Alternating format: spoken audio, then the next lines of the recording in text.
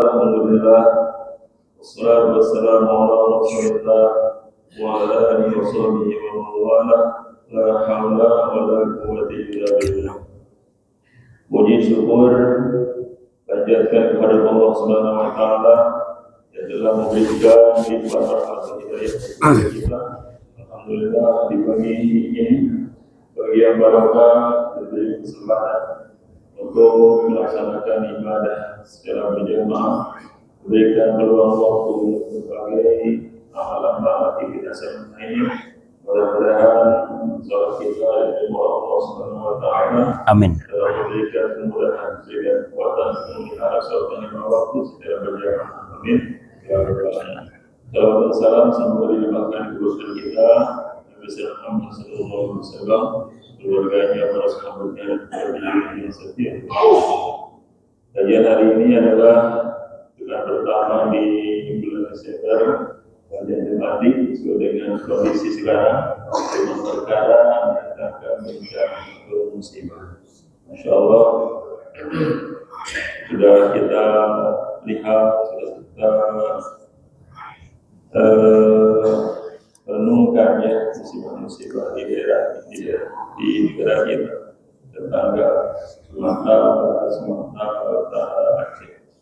Dan begitu pada dasarnya ini tidak terlepas musibah awal-awal mungkin dari rekayasa manusia. Mari kita lebih singkat, lebih padatnya lagi, lebih dekatnya lagi kita dengarkan terus yang pada kajian hari ini disampaikan oleh Bapak saya menjadi dari suami waktu berbuat silakan. Belum dah. Bismillahirrahmanirrahim. Rabbi zidna ilman warzuqna fahman. Oke, ya, baik. Baik, bismillahirrahmanirrahim. Terus ini. Baik, bismillahirrahmanirrahim. Assalamualaikum warahmatullahi wabarakatuh.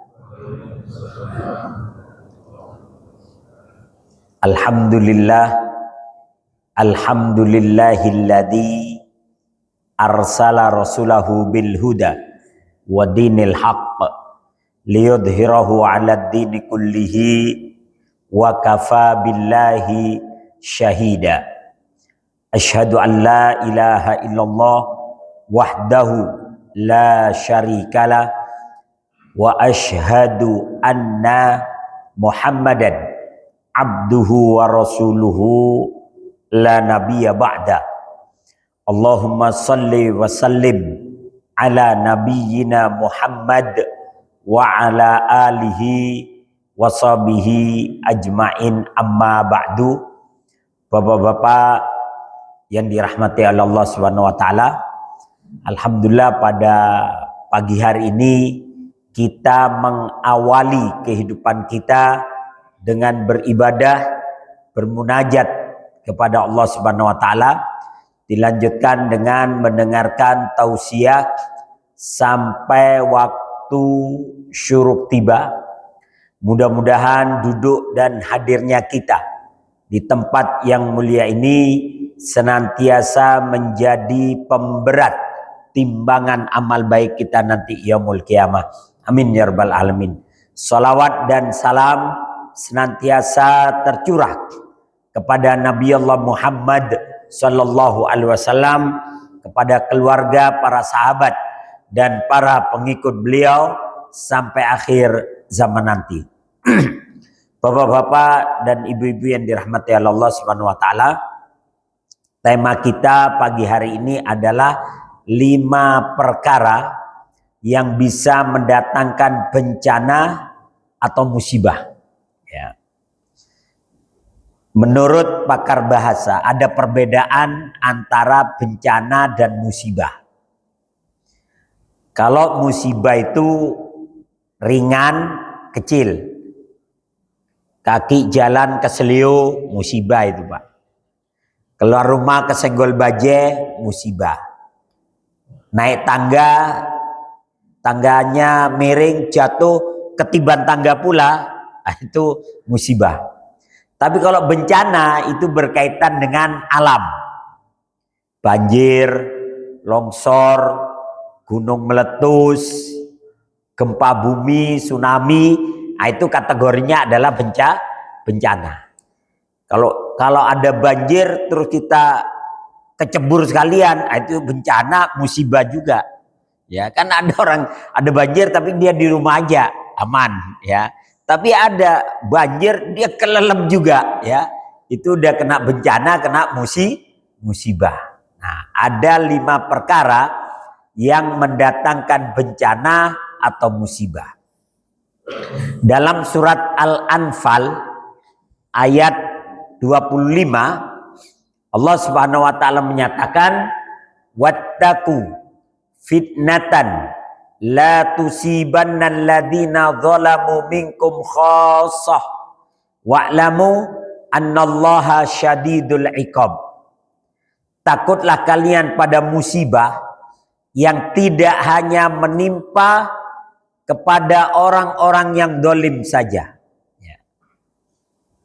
Jadi takutlah terhadap musibah atau bencana yang mana itu tidak hanya menimpa orang yang dolim aja.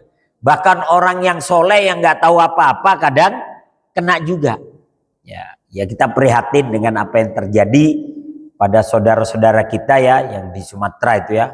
Karena itu dari ujung ke ujung Pak ya kena semua ya, khususnya yang mereka berada di bantaran sungai ya atau yang di pinggir-pinggir kali ya. Ya kita nggak kadang yang nggak tahu apa-apa tiba-tiba dikirimi kayu gelondongan gitu Pak ya, kaget juga.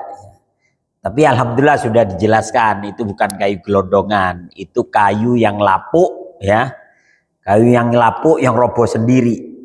Cuman sayangnya kayu lapuk roboh sendiri nggak ada daunnya, nggak ada rantingnya Pak, mulus saja tuh kayu ya. Sayangnya di situ ya. Terus gergajiannya rata lagi. Ya.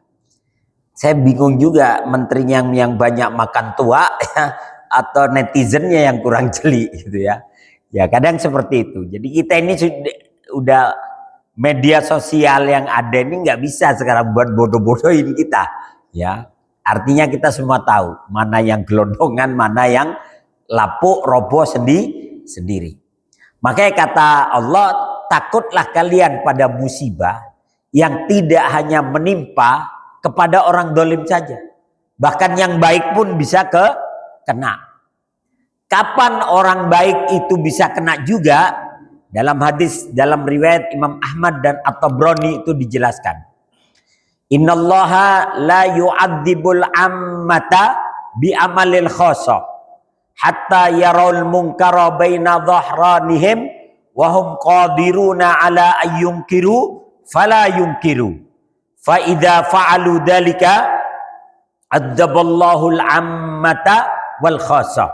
Ya, kata Nabi Shallallahu Alaihi Wasallam, sesungguhnya Allah tidak akan mengadab masyarakat umum karena perbuatan orang-orang tertentu.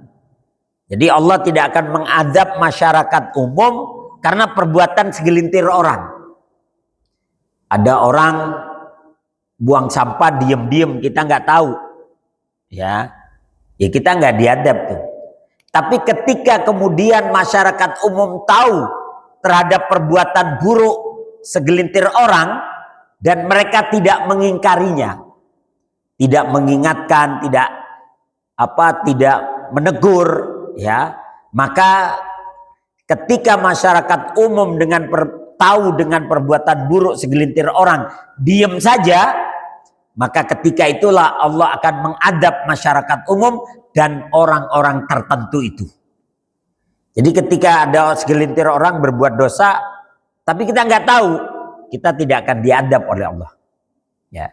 Tapi ketika ada segelintir orang berbuat keburukan, berbuat dosa, terang-terangan, kita tahu dan kita diam, maka semuanya kena adab.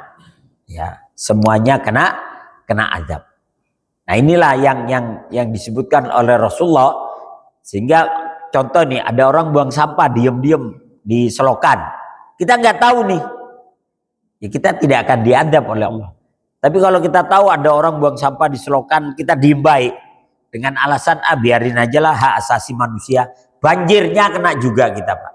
Ya, banjirnya kita kena juga. Ketika kita diam terhadap kemungkaran. Ya. Bencana dalam pandangan agama. Bagi orang-orang yang beriman, bencana adalah ujian. Ada orang yang sudah lempeng hidupnya, lurus, ya, nggak neko-neko, ya, udah pokoknya lurus aja, soleh aja. Masih kena bencana, itu berarti ujian. Ya. Tapi ada orang yang kufur, ya, bejat. Kalau kata orang Jawa itu bejat, mesakat, begedut, begajul gitu, ya. Terus kena bencana, itu adab. Ya, itu adab. Tapi kadang orang nggak berasa, dia yang bejat, dia yang begajul, dia yang mesakat, kena bencana. Kayaknya gue diuji sama Tuhan. Bukan diuji, diadab.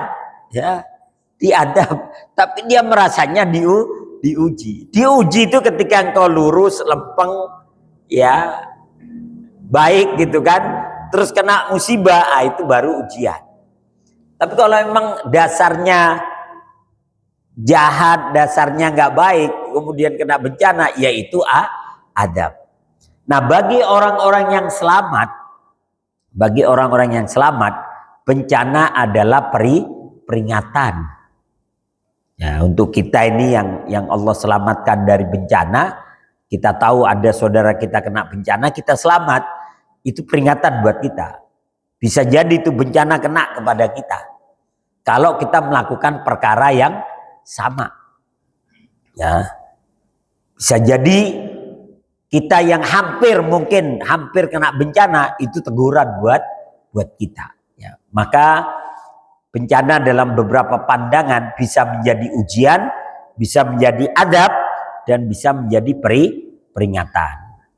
Dalam hadis yang diriwayatkan oleh Imam At-Tirmidzi, Rasulullah SAW menyatakan, "Walladzi nafsi biyadihi, la ta'muruna bil ma'ruf, wa la tanhauna 'anil munkar, aw la yushikanallahu ayyab'atsa 'alaikum iqaban min 'indihi, summa la tad'uwannahu fala yastajibu lakum." Ya. Kata Nabi SAW, "Walladzi nafsi biyadihi." Demi jiwaku yang ada dalam genggamannya, yakni demi Allah, ya. La ta'muruna bil ma'ruf wa la tanhauna 'anil munkar. Hendaklah kalian itu mengajak kepada yang baik dan mencegah dari kemungkaran. Kalau kalian meninggalkan amar ma'ruf nahi munkar, maka Allah akan menimpakan adab kepada kalian. Lalu doa-doa kalian tidak dikabulkan. Jadi ketika sebuah masyarakat tidak lagi menegakkan amar ma'ruf nahi munkar, maka Allah akan turunkan adab kepada mereka. Tidak hanya itu, doanya tidak dikabulkan. Kurang pedih gimana Pak? Udah kena musibah, kemudian doanya tidak dikabulkan. Naudzubillahi min dzalik. Kalau amar ma'ruf, Pak, amar ma'ruf itu yang melawan sedikit. Amar ma'ruf itu lebih ringan daripada nahi munkar. Amar ma'ruf itu ngajak orang sholat. Ayo sholat yuk. Yuk puasa yuk. Yuk ke masjid yuk. Yuk kita bakti sosial yuk. Ya ngajak kepada kebaikan. Itu lebih mudah. Tapi mencegah dari kemungkaran itu tidak mudah.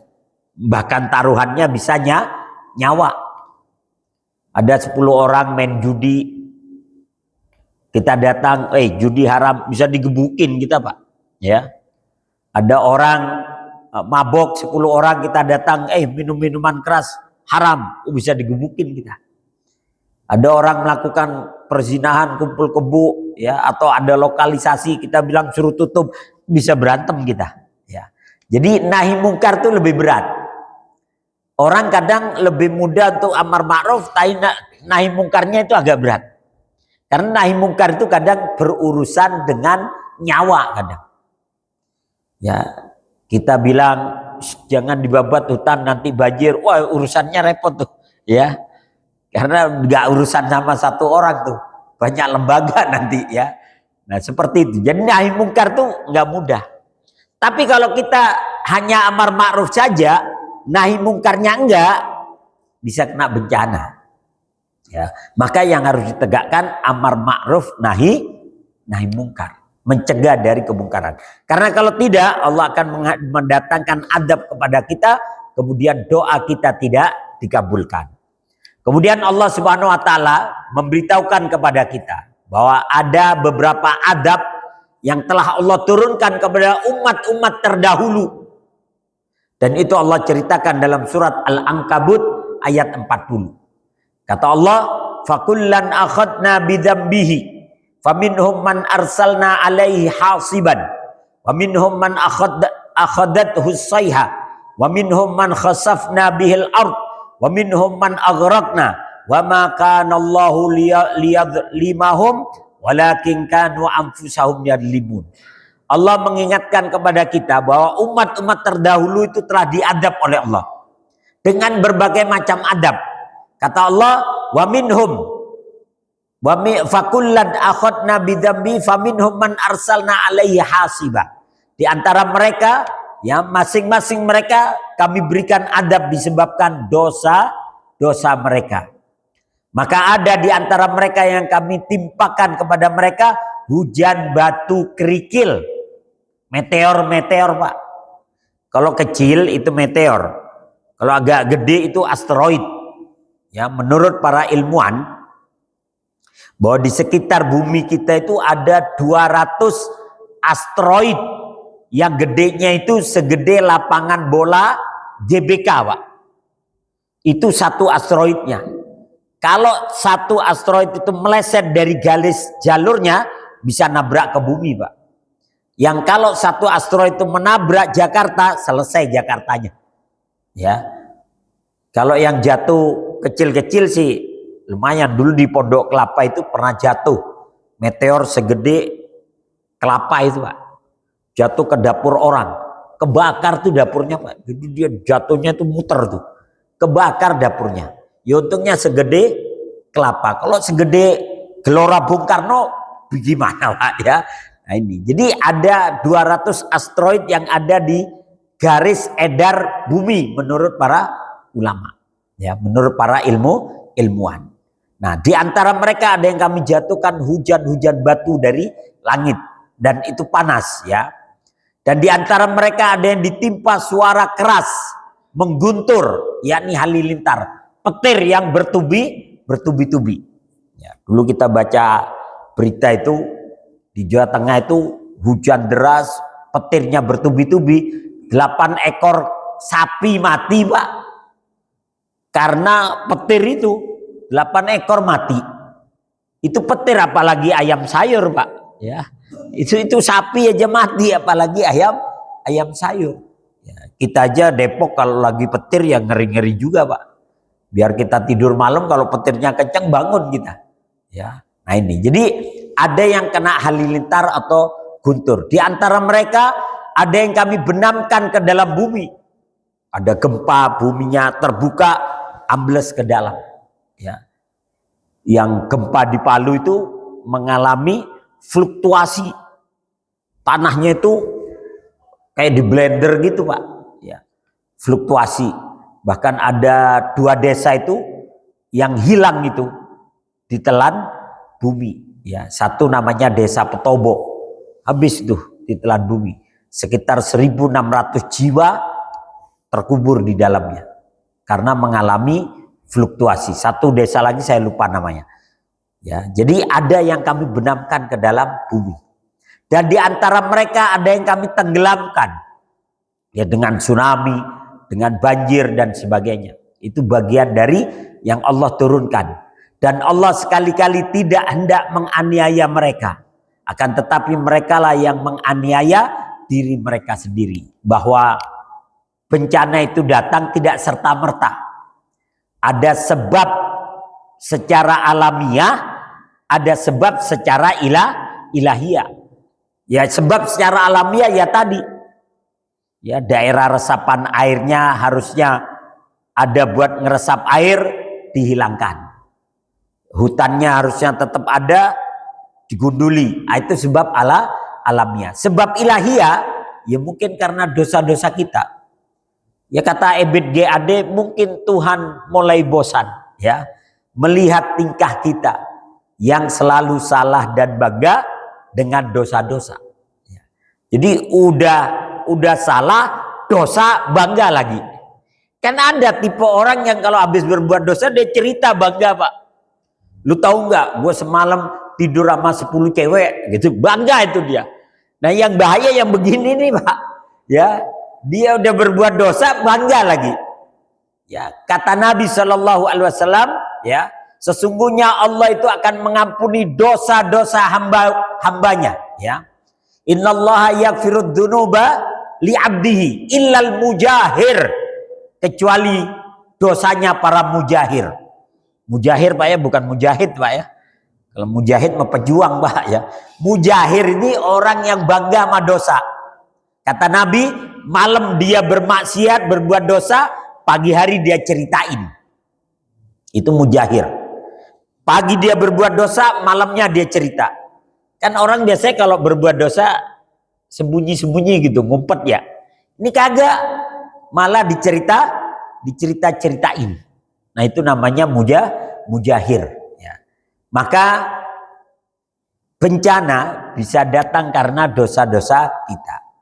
Kemudian ada dua sebab Allah tidak akan menurunkan adab bagi umat manusia ketika di dunia. Sebab pertama sudah tidak ada. Tapi sebab kedua masih ada sampai nanti akhir zaman. Dalam surat Al-Anfal ayat 33 Allah menyatakan, "Wa ma kana Allahu liyu'adzibahum wa anta fihim wa ma kana Allahu mu'adzibahum wa hum yastaghfirun." Ya. Allah tidak akan mengadab mereka selama engkau wahai Muhammad ada di tengah-tengah mereka. Jadi selama Rasulullah masih ada di antara mereka, Allah tidak akan mengadab. Makanya sejarah mencatat zaman Nabi tidak ada bencana yang dahsyat sekali yang menghabiskan banyak orang ya pada zaman Rasulullah. Kenapa? Karena nabinya masih ada. Ya. Ketika Rasulullah itu dapat bantuan, ketika Nabi di Taif itu dilempari batu, diusir. Datang itu malaikat penjaga gunung. Wahai Muhammad, berdoalah kepada Allah agar Allah menimpakan gunung ini kepada orang Taif. Berdoalah, kalau engkau berdoa, aku akan angkat di gunung, saya timpakan kepada orang-orang Taif. Tapi Nabi menyatakan, Allahumma hdi qaumi fa innahum la ya'lamun. Ya Allah berikan petunjuk kepada kaumku karena mereka belum tahu siapa aku. Allahumma akhrij min sulalihim. Ya Allah keluarkan dari tulang sulbi mereka generasi-generasi yang beriman kepadamu dan tidak menyekutukanmu. Ya, jadi nggak jadi ditimpa azab, Pak. Ya. Karena Nabi berdoanya seperti itu. Jangan biarkan mungkin bapak-bapak mereka sekarang belum beriman, tapi mudah-mudahan anak cucu generasi mereka nanti beriman kepada Allah dan tidak menyekutukan Allah. Ternyata benar. Taif sekarang alhamdulillah Islam semua. Kalau Nabi bilang iya ketika itu, iya deh, hajar aja deh. Oh, ditimpa, Pak. Ya. Kalau kita mah jangan ditawar-tawari begitu ya. Ada orang jahat sama kita terus malaikat datang. Nih saya bantuin mau diapain? Gibeng aja deh, gibeng gitu ya. Selesai kalau kita ya. Tapi Nabi bilang jangan. Mudah-mudahan lahir dari generasi mereka, generasi-generasi yang beriman kepada Allah dan tidak menyekutukan Allah. Nggak jadi diadab. Maka ayat ini turun. Ya, Allah tidak akan mengadab mereka selama engkau wahai Muhammad masih ada di antara mereka. Walaupun ada beberapa para ulama kemudian mengambil kesimpulan. Memang nabinya sekarang sudah nggak ada. Nabi Muhammad sudah nggak ada. Tapi kalau di dalam suatu kaum menegakkan sunnah-sunnah nabinya, dalam suatu kaum menegakkan sunnah-sunnah nabinya, maka Allah akan menjaga mereka dari adab dan musibah. Ya. Menegakkan sholat berjamaah itu sunnah Nabi. Hadir dalam majelis taklim itu sunnah Nabi. Sopan santun kepada sesama muslim itu sunnah Nabi. menghargai dan menjaga persatuan itu sunnah Nabi. Dan sunnah Nabi itu banyak. Ya, dari mulai sisi penampilan sampai sisi perbuatan. Ya. Maka selama kita masih menegakkan sunnah-sunnah Rasulullah, sebagian para ulama menyatakan maka kita akan dijaga oleh Allah. Kemudian sebab yang kedua, yang tadi nabinya sudah nggak ada. Sebab yang kedua, wa ma kana Allahu mu'adzibahum wa hum yastaghfirun. Dan Allah tidak akan mengadab mereka sementara mereka senantiasa beristighfar.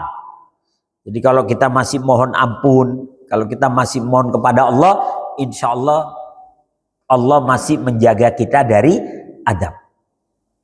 Ya, apa doanya Nabi Yunus ketika ditelan oleh ikan paus?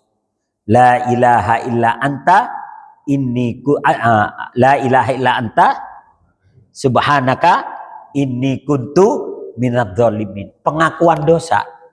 Ya. Ya, pengakuan dosa. Saya berdosa ya Allah. Saya telah mendolimi diri sendiri. Maka Nabi Yunus dikeluarkan. Ya. Setelah 40 hari 40 malam dalam perut ikan. Itu aja yang dibaca. La ilaha illa anta subhanaka inni kuntu minadz-dzalimin. Maka karena pengakuan itu Allah keluarkan Nabi Yunus, ya, setelah 40 hari dalam perut ikan. Nah, kemudian 5 perkara yang mendatangkan bencana. Dalam sebuah hadis Rasulullah SAW menyatakan bahwa sahabat Abdullah bin Umar bin Khattab berkata, "Tawajjaha Rasulullah SAW ilaina." Rasulullah SAW pernah menghadap ke arah kami. Seraya beliau bersabda, "Ya ma'syaral muhajirin, khamsun idza tulitum bihinna wa a'udzu billahi an tudrikuhun." Wahai orang-orang muhajirin, ada 5 perkara yang akan menimpa kalian. Dan aku berlindung kepada Allah, semoga kalian tidak mengalaminya. Ya. Jadi akan datang perkara yang menimpa kalian, akan datang kepada kalian. Dan aku berharap, kata Nabi, itu tidak datang di generasi kalian. Ternyata datang di generasi kita, Pak. Ya. Yang pertama kata Nabi Shallallahu Alaihi Wasallam, lam tadharil fahisyata fi qaumin qattun hatta yu'linu biha illa fasha fihim at-ta'un wal auja'u allati lam takun madat fi aslafihimul ladina madaw. Ya. Lam tadharil fahisyah, tidaklah menyebar perbuatan keji. Apa saja perbuatan keji itu? Perzinahan, homoseksual, lesbianisme, pembunuhan, perampokan, perjudian, mabok-mabokan, konsumsi obat terlarang. Itu semua adalah kekejian. Apabila itu terjadi pada suatu kaum dan mereka melakukannya terang-terangan, maka Allah akan turunkan wabah penyakit ta'un. Apa itu penyakit ta'un? Penyakit yang mewabah, menular dan mematikan. Kita pernah mengalami itu, Pak, tahun 2020, tahun 2021. Ya, kita menyebutnya COVID-19. Ya, sebelumnya dinamakan apa? Corona, Pak, ya. Corona, ya. Pernah ngalamin tuh. Semua mencekam tiap hari berita kematian, ambulan keliling, ya. Masjid-masjid ditutup, sekalinya dibuka harus jaga jarak. Ada yang jaraknya 1 meter, ada yang jaraknya 2 meter, Pak. Ya, ketika sholat berjarak 2 meter, 2 meter, giliran foto barengan, Pak. Ayo cekrek, rapat lagi ya. Cekrek gitu ya. Kan jadi aneh kita. Sholat jaga jarak 2 meter, 2 meter. Giliran foto dulu, ambil dokumentasi. Ngumpul, Pak. Ya, kan foto sebentar. Sebentar apaan kadang lebih lama dari sholatnya, Pak. Foto di sono ngumpul. Sebelah sono lagi ngumpul. Sebelah sono lagi ngumpul. Akhirnya di sebelah sini ngumpul. Ngumpul lamaan foto daripada sholatnya. Kan suka aneh, ya. Nah ini, ya, maka ketika perbuatan keji, perzinahan, homoseksual, ya, lesbianisme, pembunuhan, perampokan, perjudian, itu sudah terang-terangan dilakukan, Allah akan datangkan penyakit taun, penyakit yang mewabah, menular dan mematikan. Kemudian apalagi? Wal auja'il lati lam takun madat fi aslafihimul ladina madaw. Dan Allah akan munculkan penyakit-penyakit yang tidak ada pada generasi sebelumnya. Ya, dulu generasi para sahabat Rasulullah itu sakitnya itu cuma demam aja, Pak. Demam, panas, meninggal dunia. Demam, panas, meninggal dunia. Oh, kalau sekarang kan aneh-aneh, Pak. Kanker lidah, kanker hati, kanker tulang. Oh, macam-macam sekarang, Pak. Darah tinggi, kolesterol, asam urat, diabetes dan sebagainya ya. Sekarang lebih kompleks lagi. Ada raja singa lagi, Pak ya. Ada singa raja. Wis pokoknya itulah. Macam-macam sekarang ya. Penyakit-penyakit yang dulu-dulu itu tidak pernah ada. Ya. Nah ini, apabila itu sudah terjadi, maka Allah akan kirimkan penyakit-penyakit yang tidak ada sebelumnya. Nah ini awal-awal corona ini, Pak ya. Cuman memang ini di Wuhan nih, ya. Wallahu alam ya. Kadang muncul berita terakhir katanya di syuting gitu, Pak ya. Jadi memang dibikin, di syuting gitu biar bikin tambah menyekam gitu beritanya ya. Wallahu alam bisawab. Tapi yang jelas ketika itu memang yang meninggal banyak juga, Pak. Ya. Dan ketika itu sakit apa aja dibilang corona, Pak. Apa aja, orang kena panu aja corona, Pak. Panuan ya corona itu ya. Orang pilek corona, orang jantung corona, semuanya corona ketika itu. Ya. Nah, gimana orang nggak stres, Pak, tiap hari lihat sakaratul maut ya. Tiap hari lihat sakaratul maut ya. Nah, ini di Wuhan ya. Tapi memang benar, saya ada beberapa jamaah itu yang waktu dia dinyatakan kena COVID itu benar kayak orang stres loh, Pak. Ya, dia sendirian di satu ruangan. Jadi kayak ada yang bisikin, lu lompat aja dari jendela gitu, Pak. Dia ada di lantai 3 rumah sakit, Pak. Suruh lompat ya. Jadi kayak antara sadar dan tidak itu kayak ada yang bisikin. Jadi kayak ya stres lah jadinya. Ya. Ada juga wah nggak bisa tidur, ada yang diganggu jin juga ya. Gimana nggak diganggu jin, sebelahnya kamar mayat, Pak. Ya. Jadi ya seketika itu itulah ya. Jadi itu kata Nabi, apabila kekejian telah merajalela, maka kami akan turunkan penyakit yang mewabah. Kemudian yang kedua kata Nabi, walam yang kusul mikyala wal mizan illa ukhidu bisinin wa syiddatil mu'nati wa jawri sultani alaihim. Kata Nabi, tidaklah suatu kaum mereka mengurangi takaran dan timbangan kecuali mereka akan ditimpa dengan kemarau yang berkepanjangan, susahnya mencari penghidupan dan kezaliman penguasa atas mereka. Jadi kalau mereka sudah mengurangi takaran, yang ngurangi kalau dulu kan kadang pakai takaran, Pak ya, pakai tangan atau pakai alat tertentu ya, mengurangi takaran. Ya, dulu kita ada namanya BLT, Pak ya. BLT, bantuan langsung tewas. Ya gimana nggak tewas, Pak, ngantri, Pak ya, keinjek-injek ya. Harusnya depan 400.000 dijadiin 300.000. Alasannya yang 100.000 nanti dibagi kepada yang lain ya. Tapi harusnya 400.000, tapi tetap tanda tangannya 400.000, yang diterima 300.000. Itu mengurangi takaran. Ya, ada orang yang beras itu kan suka ada alatnya itu, Pak ya, yang kayak mo itu, Pak ya. Udah taunya di dalamnya ada berasnya juga itu, Pak. Udah dipadetin tuh kayak dilem gitu. Ya, kayaknya sih 1 liter gitu ya. Nggak taunya 1 liter kurang 2 on gitu, Pak ya. Ya kadang seperti itulah ya.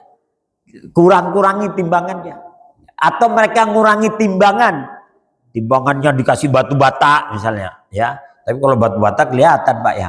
Pakai besi magnet ya, besi berani atau apa kayak. Orang ngelihatnya wah penuh ini timbangannya, bahkan kayaknya dilebihin. Begitu ditimbang lagi di rumah tetap aja kurang 2 on. perasaan tadi munjung banget gitu ya, tapi tetap kurang. Nah, itu mengurangi takaran dan timbangan. Kalau mereka sudah melakukan itu terang-terangan, maka mereka akan ditimpa kemarau berkepanjangan. Ya, paceklik, kekeringan berkepanjangan. Kalau ada juga yang memaknai kekeringannya itu bukan cuma gak ada hujan. Setiap bisnis yang dibangun hancur. Setiap usaha yang dibangun tidak menghasilkan apa-apa. Setiap apapun yang dilakukan, ya, gagal total. Itu namanya kemarau berkepanjangan. Ada orang bikin kafe sebulan 2 bulan tutup. Ada orang bikin warung, bikin rumah makan sebulan 2 bulan tutup. Itu kemarau berkepanjangan. Dan memang itu kita merasakan, Mbak ya. Jadi dari ujung Pancoran itu sampai ke Depok, sepanjang jalan tuh ada beberapa rumah makan lah yang biasa kalau kita lapar tuh mampir, baik itu warteg ataupun rumah makan Padang atau apalah itu. Sepanjang Pancoran ke sini tuh kalau kita lapar tuh tinggal minggir. Sekarang Pak, yang tempat biasa kita makan tutup semua Pak. Iya, biasanya kita makan di situ udah tutup, tinggal namanya doang. Ya, kesono lagi rumah makan tutup juga. Ya, bahkan banyak sepanjang jalan tuh kita lihat ruko-ruko itu tuh tutup. Ya, tutup. Ya mungkin efek online juga Pak ya. Orang kalau udah pada jualan di rumah sekarang, ya nggak mau sewa tuh toko. Tapi ya seperti itulah ya. Itu namanya kemarau berkepanjangan. Sesuatu yang dibangun tapi tidak menghasilkan. Ya. Kemudian susahnya nyari penghidupan. Kalau mereka sudah mengurangi timbangan dan takaran, nyari pekerjaan susah, nyari kehidupan susah, nyari rizki susah.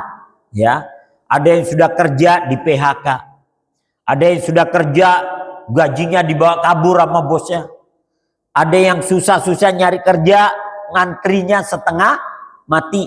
Ya, coba kalau kita lihat di media sosial, diumumin pekerjaan yang mungkin dibutuhkan 8 orang, yang daftar 1.500 orang Pak.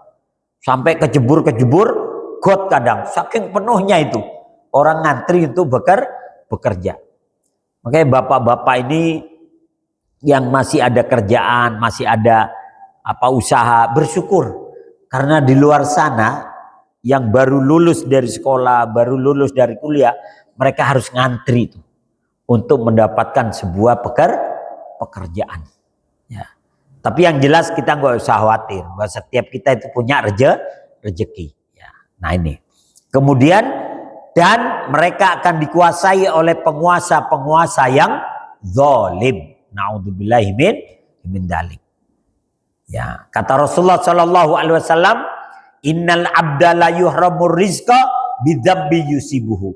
Sesungguhnya seorang hamba itu dihalangi rizkinya karena sebab dosa yang dilakukannya. Jadi kadang rizki kita itu oleh Allah ditahan. Karena kita berbuat dosa. Ditahan sampai kita benar-benar kembali kepada Allah. Ya kayak seorang bapak kepada anaknya lah. Dia biasanya mungkin tiap hari ngasih anaknya uang jajan 25.000. Terus bapaknya nyuruh, ayo nak tolong sapuin rumah. Tolong itu bersihin itu. Anaknya bilang, kagak capek ah. Nyuruh-nyuruh bapak ini ah. Ya besoknya itu, Pak jajan kagak ada. Ya, Pak jajan Pak gak ada. Kamu disuruh aja gak mau. Ya, besoknya Pak jajan gak ada. Ya, baru itu anaknya hari ketiga ngerengek-rengek, Pak minta maaf deh Pak. Ya udah deh saya ngepel, saya nyapu, saya bersih-bersih tuh. Begitu udah bersih-bersih beres baru itu. Ya udah nih, uang 3 hari kemarin kasih, ya. Kenapa? Udah kembali dia, ya. Kembali sadar, kembali taat. Seperti itulah ketika kita kembali lagi kepada Allah, mohon ampun kepada Allah atas kesalahan kita, Allah kembalikan. Allah kembalikan. Maka Allah kadang menahan rizki kita karena dosa-dosa kita. Dan akan dikembalikan oleh Allah kepada kita ketika kita kembali bertobat kepada Allah. Ya. Kemudian yang ketiga kata Nabi SAW, walam yamna'u zakata amwalihim illa muni'ul qatra minas sama walau lal bahaim lam yumtiru. Dan tidaklah suatu kaum mereka menahan membayar zakat mal mereka, zakat mal. Kalau zakat fitrah orang rata-rata bayar, Pak. Yang mau lebaran itu, mau Idul Fitri rata-rata bayar tuh zakat beras itu. Tapi kalau zakat mal kadang orang nggak mau bayar. Zakat mal itu berkaitan dengan harta yang kita miliki, ya. Dan itu ada nisabnya. Nisab itu ambang batasnya. Ambang batasnya itu 85 gram emas. Jadi kalau kita punya uang nganggur dari Ramadan kemarin sampai Ramadan berikutnya, itu uang sisa belanja kita, sisa kebutuhan kita, terus kemudian terkumpul 85 gram emas. Kalau emasnya 2 jutaan, berarti sekitar 170 juta. Terkumpul sekitar 170 juta, maka wajib keluar zakatnya 2,5%, sekitar 6 sampai 7 juta. Tapi kadang orang nggak mau keluarkan tuh 6 sampai 7 juta. Ya. Dan setelah 1 tahun, haul, 1 tahun itu 1 haul. Ya.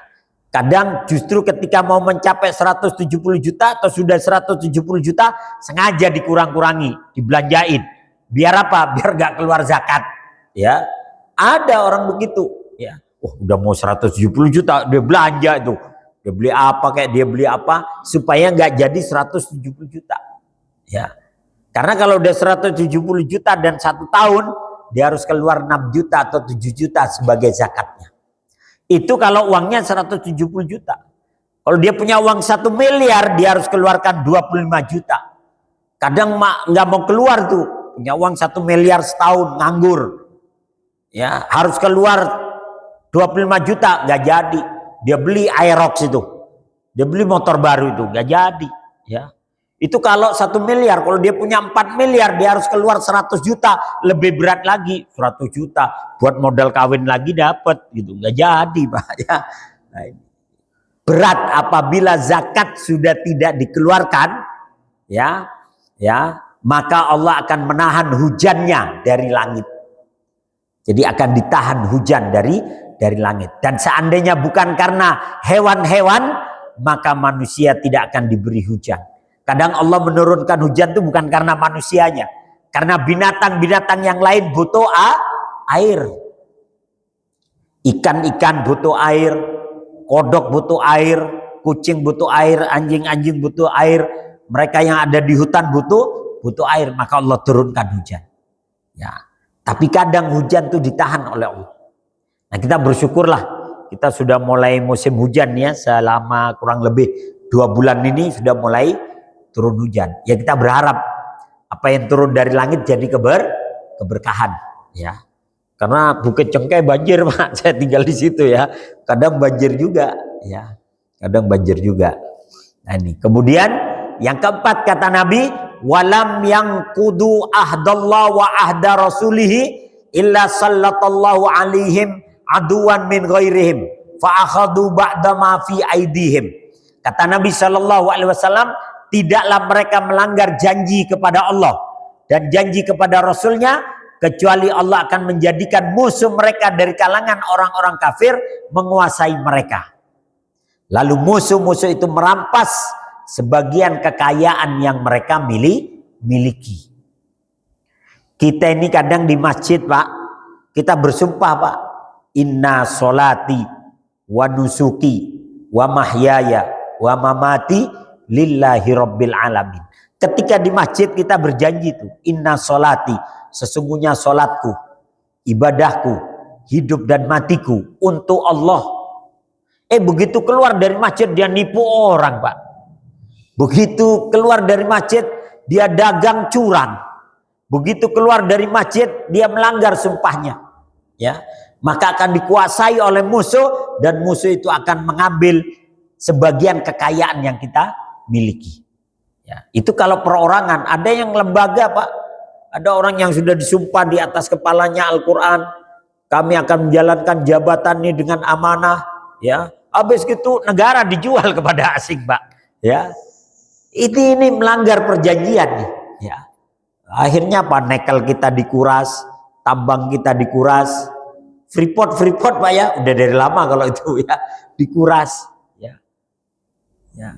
Ada dosen saya itu mengatakan Indonesia ini seandainya warganya dihidupkan melalui hutannya saja udah berkecukupan semuanya. Ya, seharusnya. Tapi karena kekayaan kita kadang diangkut ke tempat lain, itu yang menyebabkan kita banyak yang kekurangan. Kita bersyukurlah kita mungkin Depok dan sekitarnya ini nggak terlalu ini. Tapi di pelosok-pelosok kampung Pak, ada keluarga yang harus bunuh diri satu rumah karena nggak punya beras. 5 orang bunuh diri karena nggak ada beras. Bapaknya, ibunya, sama 3 orang anaknya. Minum racun semua karena tidak ada beras. Di NTB sana ada bapak-bapak yang harus menyobek perutnya karena merasa nggak berguna, di rumahnya nggak ada beras, nggak ada uang. Ya, nah ini kalau kita alhamdulillah lah di sini seberat-beratnya kita di sini masih inilah Pak ya, masih ada lah yang dimakan lah kita. Tapi kalau pelosok-pelosok kampung kadang ya seperti itulah. Ya, nah ini ya. Kemudian berikutnya yang kelima kata Nabi, wa ma lam tahkum a'immatuhum bi kitabillahi wa yatakhayyaru mimma anzalallah illa ja'alallahu ba'sahum bainahum. Ya, dan tidaklah pemimpin-pemimpin mereka, yakni pemimpin-pemimpin kaum muslimin, mereka berhukum dengan selain kitab Allah dan menyeleksi apa-apa yang Allah turunkan. Jadi syariat itu dipilih-pilih. Kalau yang enak dilaksanakan, yang nggak enak dibuang, ditolak, ya. Ya, yang kayaknya urusan haji ini duitnya banyak, diurus itu, ya. Zakat nih kayaknya duit banyak, diurusi. Tapi kalau yang lain nggak diurusi, milih-milih seperti itu, maka Allah akan timpakan permusuhan di antara mereka. Ya, akan ditimpakan permusuhan di antara mereka. Kadang satu pejabat dengan pejabat yang lainnya nggak akur. Masing-masing menjaga nama baik, menjaga jabatannya masing-masing. Ya. Kadang kita miris Pak, di tengah-tengah bencana, ada yang bikin sinetron, ya Pak ya, ada yang bikin sinetron, syuting sana, syuting sini, ngangkat beras 5 kilo gitu. Padahal yang lain nggak ngangkat, ya. Yang lain nggak ngangkat, dia sendiri ngangkat tuh. Ayo Pak, syutingnya yang bagus Pak, kotorin dikit ya. Nah, ini ya. Ada yang juga ya lagi bencana ya pakai rompi yang ya udahlah ya. Jadi masyarakat tuh tahu loh mana yang tulus, mana yang sinetron gitu ya. Karena kita berada di era media sosial, antara yang tulus sama yang enggak ini kadang enggak kelihatan. Cuman ya seperti itulah netizen kita ya. Netizen kita. Kalau yang husnudon mungkin ya udahlah, mungkin dia kayak Umar bin Khattab kali ya, yang memikul ini. Cuman Umar kan nggak bawa wartawan masalahnya gitu kan. Umar cuman sama ajudannya Aslam berdua aja gitu ya, dipikul. Dan yang dipikul Umar berat, bukan 5 kilo gitu ya, bukan 5 kilo mah enteng kayaknya. Ya seperti itulah. Tapi intinya ketika pemimpin sebuah negeri harusnya dia mampu menegakkan syariat, tapi memilih tidak atau bahkan menolak, Allah jadikan permusuhan di antara mereka. Walaupun memang kata para ulama, syariat Islam itu tidak bisa tegak serta-merta begitu aja. Ada 5 unsur yang harus berjalan seimbang, baru syariat Islam itu bisa ditegakkan. Yang pertama, jika syariat itu Islam itu ingin ditegakkan secara utuh, yang pertama dasar negara harus syariat Islam dulu, dasar negaranya dulu. Ya. Kalau udah dasar negara berdasarkan syariat Islam, ini tonggak awal. Yang kedua, hukum yang berlaku adalah hukum yang berdasarkan syariat Islam. Baru itu bisa ditegakkan. Hukum potong tangan atau hukum rajam atau hukum pancung, itu baru bisa ditegakkan. Kalau hukum dasar negaranya Islam, hukum yang ditegakkan berdasarkan syariat Islam. Kemudian berpolitiknya politik secara Islam. Jadi tidak menghalalkan segala cara. Kemudian sosial budaya masyarakatnya sudah Islam. Artinya masyarakatnya sudah paham nih. hukum Islam tuh begini udah tahu lah. Sehingga ketika masyarakat tahu, rakyat tahu, oh seperti ini hukum Islam, maka yang dipotong tangan sedikit Pak. Yang dipotong tangan sedikit, yang dirajam sedikit, yang dihukum cambuk sedikit. Kenapa? Sosial budaya masyarakatnya sudah paham tentang Islam. Kayak di Aceh tuh. Sedikit yang dipancung, sedikit yang di ini. Kenapa? Udah paham. Oh seperti ini syariat. Tapi kalau ujuk-ujuk langsung tegakkan potong tangan. Oh banyak anggota dewan yang buntung nanti Pak.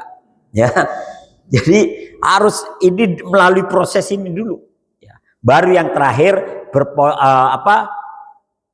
ekonominya juga perekonomian secara Islam. Diminimalisir itu tentang riba. Ya, diminimalisir. Tapi kita sekarang tuh apa-apa terjebak pada riba, dari mulai pinjol, judi online, apa aja itu yang semua mengarah kepada riba. Kadang Pak ya, pinjaman online itu kadang menipu Pak. Ya, Anda nanti ini bunga sekian ini. Gak taunya hitung-hitungannya lebih panjang lagi Pak, lebih panjang lagi. Ya, kadang di luar ada hal-hal yang memang tidak dikasih tahu di situ. Ya, bayangkan saya punya satu jamaah lah ya, masih muda, masih paling usia dia kira-kira 25 tahun atau 24 tahun. Perempuan. Ya, perempuan. Paling usianya 25-24 tahun. Bekerja dengan gaji sebulan kira-kira 6.600.000. Tapi kejebak pinjol Pak. Utangnya 460 juta Pak. Kejebak pinjol. Ya. Pinjol ini, pinjol ini, pinjol ini. Bayangkan dengan gaji 6.600.000. Kejebak pinjolnya 460 juta. Apa enggak mumet? Ya. Terus datang, Pak Ustadz kasih saya saran. Saran saya jangan berpikir bunuh diri. Udah itu aja. Saran saya jangan pernah berpikir untuk bunuh diri. Kau bicarakan itu dengan orang tuamu, kau bicarakan dengan ini. Kenapa? Karena gaya hidup tadi Pak. Karena gaya hidup. Temennya lihat konser Blackpink di Singapura, terbang ke sana. Wow, lihat konser apa di Malaysia, terbang ke sana. Lihat konser, wah pokoknya begitu gaya hidup tadi. Ya, iPhone yang terbaru, yang harganya 40 juta apa berapa, beli. Kalau kita kan HP itu yang penting ada yang nelpon Pak ya, nelpon dapat duit, alhamdulillah gitu ya Pak. Nah, ini nggak perlu mahal-mahal, 2 juta atau 1,5 juta udah cukup. Karena fungsinya WA sama telepon aja. Ya. Melihat YouTube lah kalau ada kuota ya. Tapi kadang orang gaya hidup nggak mau HP biasa Pak. Maunya yang keluaran terbaru apa ini? iPhone 17, beli tuh ya. Akhirnya kejebak apa? Ya tadi. Ya. Terus saya nanya, kamu punya rumah nggak yang bisa dijual untuk itu? Nggak punya. Bingung ya. Terus sarannya apa Ustaz? Satu aja, jangan pernah berpikir untuk bunuh diri. Ya. Karena di Jakarta Utara itu 4 orang satu keluarga bunuh diri Pak, karena pinjol. Ya, naudzubillahi min dzalik. Nah ini kalau sudah sistem perekonomiannya tidak lagi jauh dari riba, ya mungkin masih bisa diselamatkan.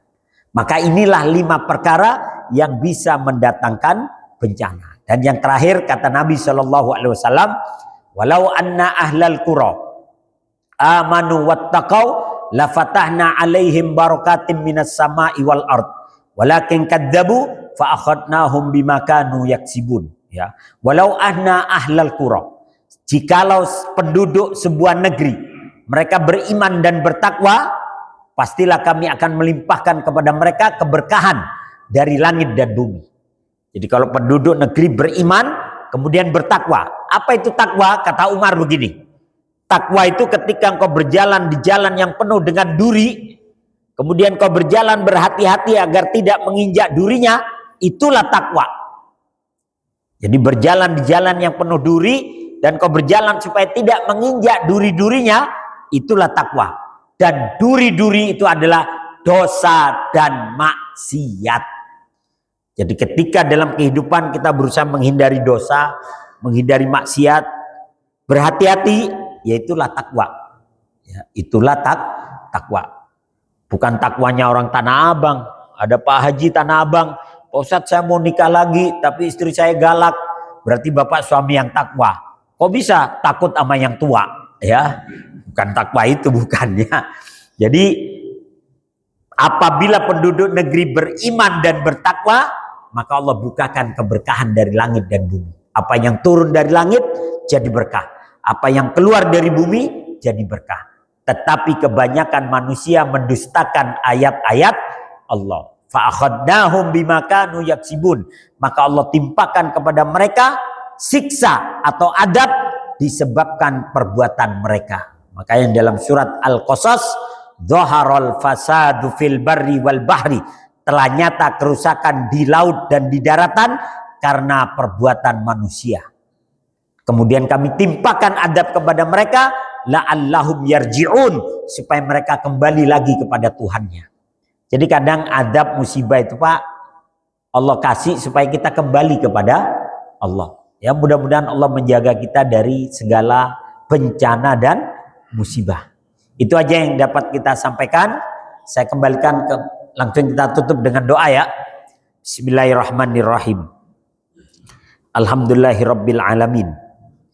Wassalatu wassalamu ala Rasulillah wa ala alihi washabihi ajmain. Allahumma ja'al ijtima'ana hadza ijtima'an marhumah waj'al tafarruqana tafarruqan ma'sumah. Allahumma ya Razzaq urzuqna rizqan halalan thayyiban mubarakan wa anta khairur raziqin. Allahumma lakal hamdu syukra wa lakal mannu fadla wa anta rabbuna haqqa wa nahnu abiduka rifqa wa anta lam tazal lidzalika ahla. Allahumma ya muyassira kulli asir wa ya jabira kulli kasir wa ya mughniya kulli faqir yassir lana kulla asir fa inna taysira kulli asir alaika yasir ya man la yahtaju ilal bayani wat tafsir hajatuna ilaika katsir wa anta alimun biha wa basir.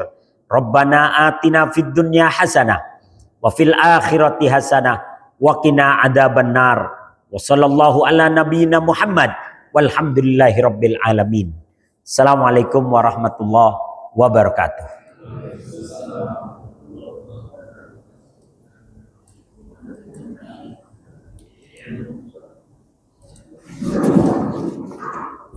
Monggo. Alhamdulillah, dari pada hari ini sudah dilaksanakan dan sudah dibahas tentang apa tadi itu 5 perkara yang mendatangkan bagi bencana. Mudah-mudahan kita dilindungi Allah Subhanahu wa taala. Amin. Anak kita dilindungi Allah. Amin. Dan juga masih ada beberapa pelaku-pelaku yang menjadi malapetaka. Dengan banyaknya kajian dari dan doa dan Riyadul Akhir dan hari ini dengan tasbih ibadat subhanallahi wa bihamdihi asyhadu an la ilaha illa anta astaghfiruka wa atubu ilaik. Assalamualaikum warahmatullahi wabarakatuh.